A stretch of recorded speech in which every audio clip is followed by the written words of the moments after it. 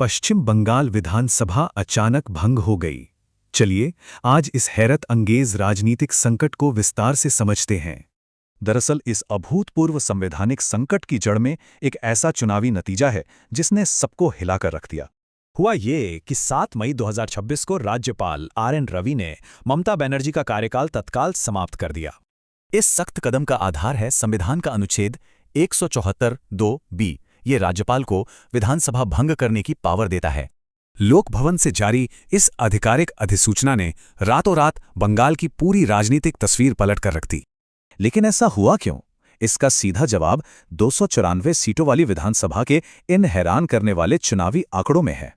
चुनाव में बीजेपी ने प्रचंड बहुमत हासिल किया और विधानसभा की 207 सीटों पर अपना शानदार कब्जा जमा लिया। वहीं दूसरी तरफ सत्ताधारी तृणमूल कांग्रेस को बहुत बड़ा झटका लगा। उनकी ताकत सिर्फ 80 सीटों पर सिमट गई। अब देखिए, एक तरफ बीजेपी सरकार बनाने की तैयारी में है तो दूसरी तरफ टीएमसी हार मानने को तैयार नहीं।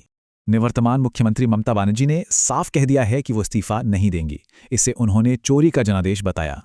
बल्कि उन्होंने तो पूरी चुनावी प्रक्रिया और उसकी वैधता पर ही कई बेहद गंभीर सवाल खड़े कर दिए हैं।